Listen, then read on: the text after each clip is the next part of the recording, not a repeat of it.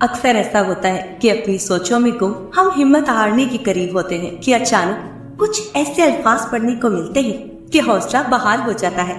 یہ اللہ کی طرف سے ہوتا ہے، وہ ہمیں امید کی کرن تھما دیتا ہے کہ غم نہ کرو، اللہ تمہارے ساتھ ہے۔ بندہ مومن مصیبت و غم کا مقابلہ صبر و توکل سے کرتا ہے، کیونکہ اللہ کا وعدہ مومنین پر برحق ہے۔ اس لیے صبر کریں، نماز پڑھیں اور دعا کریں۔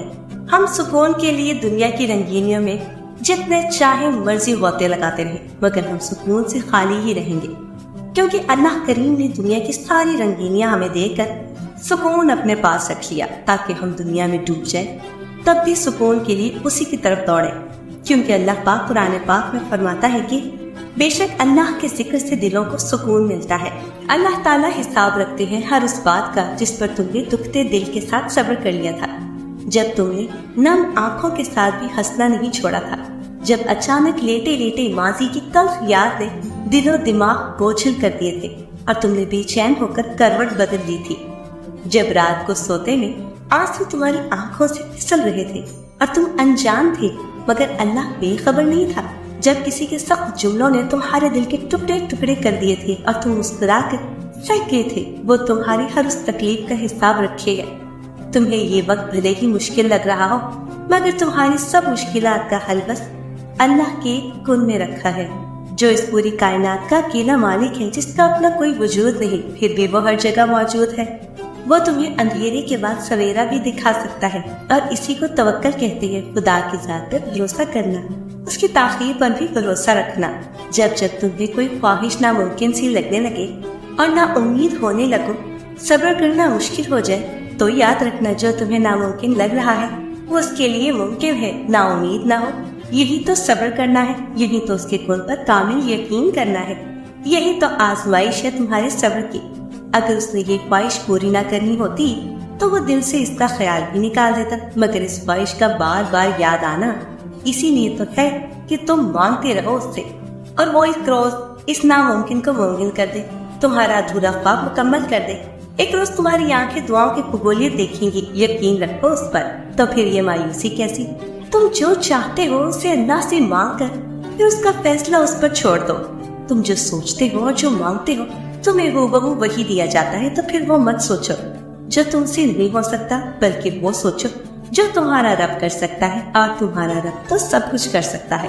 ہم سب کسی نہ کسی تکلیف سے جڑے رہتے ہیں، کہیں نہ کہیں ٹوٹے رہتے ہیں، لیکن یقین جانے ہم میں سے خوش نصیب وہ ہے جسے اس کی تکلیف سجدے میں جھکاتی ہے، دعاؤں پہ لگاتی ہے، مانگنا سکھاتی ہے، اللہ سے ملاتی ہے، جس کا یقین بڑھاتی ہے، کیونکہ جس کا غم اسے اللہ سے جوڑ دے اس کا وہ غم نہیں تھا، وہ اس کے لیے اللہ کی چاہت تھی۔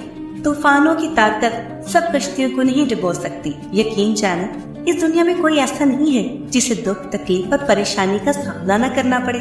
اور پتہ ہے انسان کی سب سے بڑی خطا کیا ہے؟ وہ اللہ سے پہلے انسان کے آگے روتا ہے۔ دنیا میں انسان کو سب سے زیادہ تکلیف وہ امیدیں دیتی ہے جو اس نے دنیا سے لگائی ہوئی ہوتی ہے۔ اللہ پر یقین رکھیں، اللہ سے اچھا دوست کوئی نہیں۔ کھلے اور بند راستوں کی حقیقت تمہیں شاید سمجھ نہ آئے، مگر ایک دن ایسا بھی آئے گا جب سارے راستوں پر کھل جائیں گے اور تم جان جاؤ گے کہ جہاں تم آج ہو وہاں تک پہنچنے کے لیے اس تکلیف سے گزرنا کتنا ضروری تھا جسے تم سزا سمجھ رہے تھے۔ کیونکہ بے سکونی کے بعد اللہ ایسا سکون دیتا ہے کہ پھر بے چینی کبھی روح کا حصہ نہیں بن پاتی۔ بس پھر میں نے دعا میں اللہ ہی کو مانگ لیا، صبر مانگ لیا، توکل مانگ لیا۔ اللہ کہتا ہے صبر کرو وہاں بھی جہاں صبر کرنا ناممکن ہو، اور توکل رکھو اس پہ، پھر دیکھو اللہ تمہارے لیے کیسے راستے کھولتا ہے۔ بے شک وہ صبر کرنے والوں کے ساتھ ہے۔ جب آپ کی آنکھوں میں بہت سے آنسو جمع ہو جائیں، جب کسی سے کچھ کہنے کا حوصلہ نہ ہو، تو آپ کبھی پریشان نہ ہونا، بس اللہ کی طرف دیکھنا، اسے ایک محبت بھری نظر کے کرم کی دعا کرنا۔ بے شک وہی تو ہے جو روتے کو ہنسا دیتا ہے، اور وہی تو ہے جو ڈوبی نیا پار لگا دیتا ہے۔ بس اس سے امید رکھنا، اس پہ یقین رکھنا۔ تمہارے نصیب میں لکھا وہ سب ہر حال میں تمہیں مل کر ہی رہے گا۔ بس یہ کچھ آزمائشیں نازمائشوں سے منسلک وقتی تکالیف، ان تکالیفوں سے بہتے ان اشکوں سے بڑھے ہاتھوں کا رب کریم کے حضور دعا گو ہو جانا تو محض ایک بہانہ ہے، اصل تو اس کا تمہیں اپنے قرب الفت کا مزہ چکھانا ہے۔ ہم اپنے رب کی حکمتیں کبھی نہیں سمجھ سکتے. وہ آزماتا ہے اور آخری حد تک لے جاتا ہے اور پھر ایک دم سے کچھ ایسا کر دیتا ہے کہ تمام زخم ایک ساتھ بھر جاتے ہیں. یاد ہی نہیں رہتا کہ تکلیف کیا تھی. تمہیں لگتا ہے کہ اللہ تمہیں اکیلا چھوڑ دیتا ہے اس وقت جب تم ہر چیز سے ہار بیٹھتے ہو. اصل میں اسی وقت تو اللہ تمہارے سب سے قریب ہوتا ہے. تو جب تم تھکنے لگو تو یاد کرنا کہ اللہ صبر کرنے والوں کے ساتھ ہے. یہ راستہ جو تم نے چنا یہ تم نے نہیں, اللہ نے تمہارے لیے چنا ہے. یوسف علیہ السلام نے اپنے بھائی سے کہا کچھ رنج نہ کر. شعیب علیہ السلام نے موسیٰ علیہ السلام سے فرمایا اب تو نہ ڈر. اور محمد صلی اللہ علیہ وآلہ وسلم نے اپنے ساتھی سے کہا غم نہ کر, اللہ ہمارے ساتھ ہے.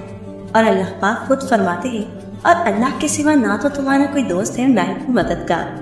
اللہ کے در پر جا کر زاروں قطار آنسو بہانے کے بعد, اپنے سارے مسئلے اللہ کے سپرد کر دینے کے بعد, اپنی ساری غم و تکلیف اللہ کو بیان کرنے کے بعد, جب ہم خود کو حوصلہ دیتے ہیں کہ اللہ سب ٹھیک کر دے گا, ایک نئی امید کے جگنوں کے ساتھ ہم جی اٹھتے ہیں.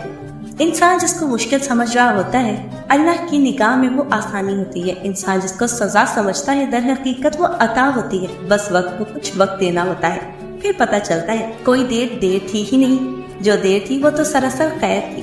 آسان فرما دیں کہ وہ سب کچھ تمہارے لیے. ارے نادان, تم تو اس رب کے بہت پیارے ہو. اگر کبھی زندگی میں ایسی تکلیفوں سے گزرو جن کا کبھی گمان بھی نہ کیا ہو تو اطمینان رکھنا کہ اللہ تمہیں راحتیں بھی ایسی ہی عطا کرے گا جن کا کبھی خیال بھی دل میں نہ گزرا ہوگا. جب دکھ شدت اختیار کر جائے تو بولنے کی غلطی مت کرنا. یہ تو صبر کے لمحات ہوتے ہیں, وہ لمحے جب اللہ آپ کے ساتھ ہو جاتا ہے, اور جب وہ ساتھ ہو جاتا ہے تو انسان فرش سے عرش پر پہنچا دیا جاتا ہے. دیکھو یہ موقع گنوانے کا نہیں ہوتا. سارا قرآن مجید ایک دعا ہے, تو دعا امید ہوتی ہے.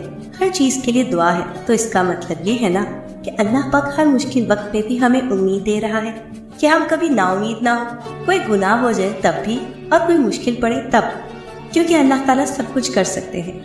کسی قسم کی بھی پریشانی ہے اس کو اپنے سامنے نہ رکھا کرو, انہیں خود زور لگا کر حل کرنے کی کوشش نہ کیا کرو, بلکہ انہیں اپنے رب کے پاس لے جایا کرو اور کہو اے میرے مالک, یہ بڑی مشکلات مجھ سے حل نہیں ہوتی, یہ میں تیرے حضور لائی ہوں, تو انہیں حل کر اور پھر بے فکر ہو جاؤ. اللہ پاک ان کو حل کر دے گا. جو سبق مل رہا ہے اسے سیکھتے رہو, لیکن اس کو اپنی سزا مت بناؤ. خود پہ ظلم کرنا بند کرو اور اپنے رب پر یقین رکھو کہ یہ وقت بھی گزر جائے گا. اپنا ایمان اور یقین کامل رکھو, سب ٹھیک ہو جائے گا. مومن کو اگر کانٹا بھی چبھتا ہے تو اسے اس کا بھی اجر ملتا ہے. تو تمہیں کیا لگتا ہے اللہ تعالیٰ تمہاری تکلیف سے بے خبر ہے؟ تمہارے آنسو رائے گا نہیں جائیں گے. بس صبر کرو.